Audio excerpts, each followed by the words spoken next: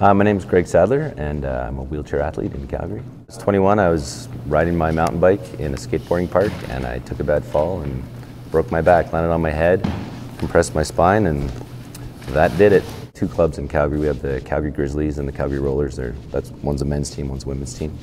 And yeah, we do a lot of stuff in the community, like we'll go out and promote our sport, go and do demos in different schools, and we'll go to the hospital and kind of try and get people involved, and just so they can see what wheelchair basketball is all about. After I got paralyzed and ended up in a wheelchair, I just wanted to find something I could do, a sport that I could do, so I could continue on my life the way I like living it, right? So I saw lots of wheelchair athletes, and there was people coming to see me in the hospital and stuff when I was there, and they just inspired me to start playing. Just everyday life in a wheelchair, it's different. Like you have to basically relearn your whole life over again, right? So, I mean, when I got hurt, I was pretty young. I was 21, and everything in my life just kind of ended.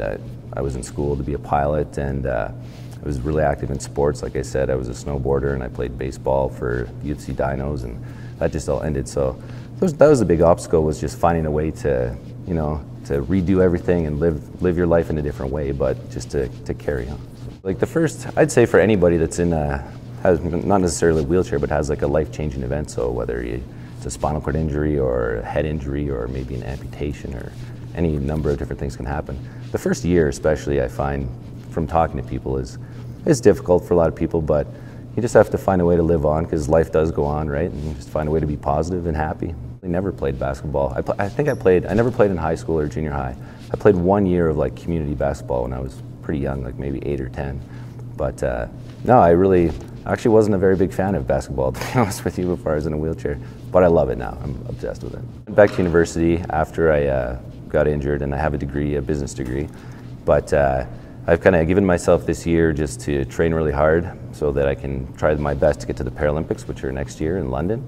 So the selection camp for the Paralympics is in about 2 months, and that's what I'm doing right now full time, is just training to try my hardest to get there.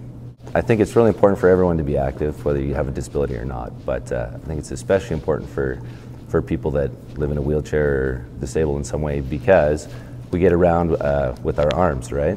So, and not just pushing yourself in your wheelchair, but also, for me, I get around transferring in and out of my car, and so strength in my arms is really important. And wheelchair basketball has allowed me to stay strong and motivate me also to like go to the gym and stay in the best shape that I can.